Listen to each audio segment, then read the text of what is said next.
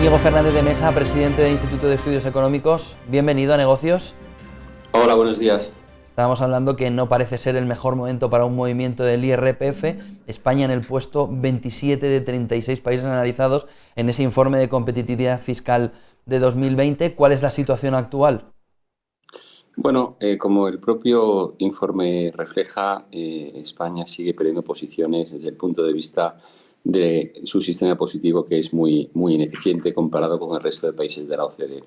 Este yo creo que es un informe muy interesante, donde, digamos, pone de relieve muchas cuestiones. Por ejemplo, que nuestro impuesto, el IRPF, es de los más progresivos de Europa, siendo Europa ya un continente donde tiene una fiscalidad muy progresiva. De hecho, nuestra fiscalidad es un 17% más progresiva que la media de la Unión Europea. ¿Qué significa esto? Que en nuestro impuesto sobre la renta pagan muy poco las rentas bajas y pagan mucho las rentas altas. Y aumentar la progresividad de nuestro impuesto al final va a significar que huya el talento de nuestro país. Francia ya lo intentó hace unos años, subiendo el impuesto, los tipos marginales, y no solo no recaudó, sino que cayó la recaudación y tuvo que dar marcha atrás.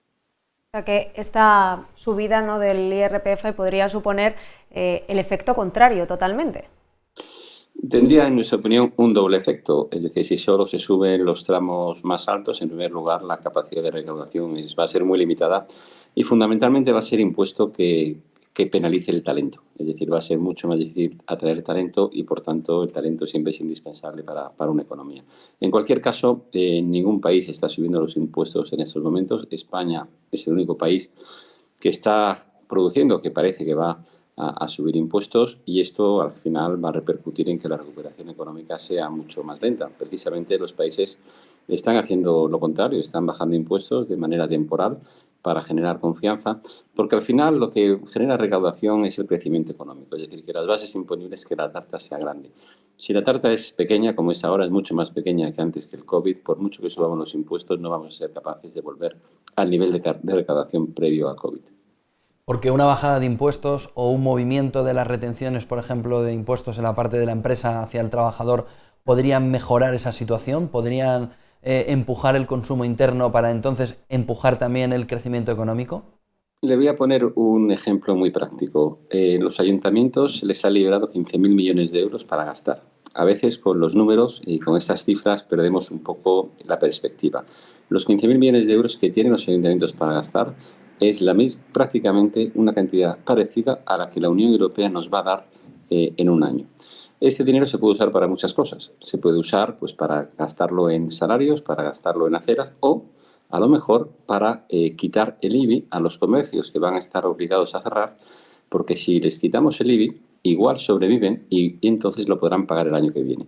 Si este dinero se malgasta, pues las empresas, que además se les obliga, estando cerradas, a pagar impuestos, pues quebrarán muchas de ellas y no habrá quien los pague el año que viene. Es decir, el dinero hay que usarlo de forma inteligente, y muchas veces una bajada temporal de los impuestos lo que hace es que muchas empresas no quiebren y sean capaces de generar empleo al año siguiente, que es la principal fuente, digamos, de obtención de ingresos.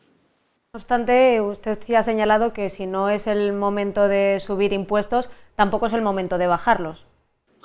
Bueno, yo creo que puntualmente puede haber, y de hecho lo están haciendo algunos países, algunos impuestos que puntualmente y de forma temporal se puedan bajar o se pueda, digamos, posponer su pago. Es decir, tenga usted en cuenta que esta crisis es una crisis fundamentalmente de las empresas por motivos sanitarios. Las empresas están obligadas a cerrar, no porque ellas quieran cerrar, no porque no tengan demanda, sino porque por ley se les obliga a cerrar. Pero no se les exime de pagar impuestos. Una empresa que cierre tiene que seguir pagando su IBI. Entonces, en estos casos, de forma puntual, en algunos países se ha decidido eximir determinados impuestos para evitar que haya unas quiebras empresariales. En otros países, por ejemplo, de forma temporal y puntual, se ha decidido rebajar el IVA, por ejemplo, para favorecer el turismo y la hostelería. Es decir, no hablamos de una bajada generalizada de impuestos, pero desde luego no subirlos, eso lo tenemos absolutamente claro, y no descartaríamos analizar con carácter puntual algunas bajadas que permitieran evitar la quiebra empresarial. Cuando una empresa que es viable quiebra, es muy difícil recuperarla al año siguiente, y es una fuente de ingresos fiscales que se pierde. Y yo creo que en esto tenemos que ser tremendamente pragmáticos. Tenemos que usar el dinero público de manera eficiente, en cuestiones que generen crecimiento económico y creación de empleo. Y ante la situación actual, ese estado de alarma que podría extenderse hasta el día 9 de mayo, ¿qué reformas considerarían ustedes que deberían implementarse? Pues bueno, en primer lugar, nosotros no creemos que el estado de alarma deba durar durante tanto tiempo. Es decir, esto tendría un impacto demoledor para la economía española. Generaría un nivel de incertidumbre muy significativo. Desde luego, el turismo se vería muy dañado. Muy pocos turistas extranjeros estarían animados a acudir a un país que está en un estado de alarma durante tantos meses. Es decir, nosotros creemos que el estado de alarma no debería de durar tanto tiempo y tendría que, digamos, irse analizando mes a mes, ¿no?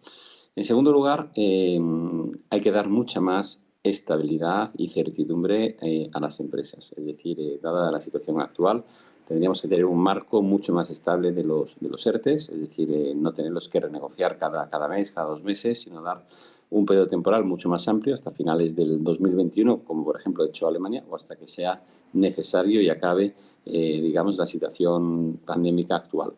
Habría también que renovar automáticamente las líneas ICO, es decir, lógicamente con la situación actual, pues bueno, las líneas ICO se diseñaron para una evolución económica que crecería en forma de V. Y ahora se habla en forma de K, en forma, en fin, no sé qué letra del abecedario. Pero, lógicamente, ante esta incertidumbre, las líneas ICO tenían que renovarse. Y, en cualquier caso, habría que hacer reformas que facilitaran la creación empresarial. Desde luego, no subir los impuestos a las empresas. En fin, habría que implementar reformas que favorezcan la creación de empleo, que favorezcan el desarrollo empresarial y disminuyan la incertidumbre. ¿Verían también con buenos ojos que hubiese medidas adoptadas en función de esa K de recuperación para empresas que estén pasando lo peor, que estén en la parte baja de la K, que haya medidas específicas para ellas, aunque sea simétrica la ayuda a distintos sectores? Bueno, efectivamente las empresas que están más dañadas por el COVID, pues bueno, tienen una ayuda especial en materia de ERTE sin lo referente a la seguridad social y bueno, yo creo que en ese sentido también yo creo que hay que ser, digamos, manteniendo la seguridad sanitaria, también hay que ser prudentes en las medidas de tal forma que no se haga un daño irreparable digamos, a las empresas, ¿no? Fundamentalmente las empresas más dañadas pues son las empresas relacionadas con el turismo, puede ser la hostelería, transportes y un montón de sectores también que viven alrededor del turismo. Y bueno, yo creo que fundamentalmente a los empresarios los que hay que darles 2 cuestiones, ¿no? Facilidad para trabajar y certidumbre en la medida de lo posible, ¿no? También en este informe hablan de la economía sumergida, una lacra aquí en este país porque supone el 22% de la economía española. ¿Cómo evitamos esto? Bueno, en primer lugar, incentivando a la economía sumergida que, digamos, a que surja, a que suba a la superficie. Es decir, al final, lo que ocurre con la economía sumergida es que daña el conjunto de la economía. Es decir, cuando el gobierno habla de que en España hay poca presión fiscal en relación a Europa, pues a lo que se refiere es que a los ingresos fiscales en relación al Producto Interior Bruto, pues es más bajo que en Europa. Pero es más bajo que en Europa no porque los que pagamos impuestos pagamos menos que en Europa, que pagamos más.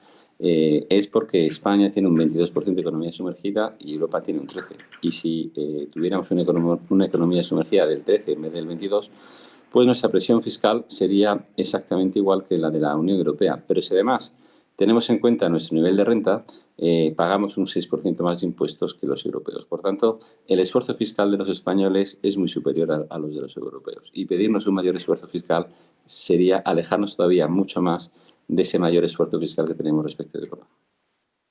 Pues muchísimas gracias por esta visión inicial de la jornada, por esta visión de lo que está sucediendo con el IRPF. Íñigo Fernández de Mesa, presidente del Instituto de Estudios Económicos. Buen día y buena jornada, buen negocio.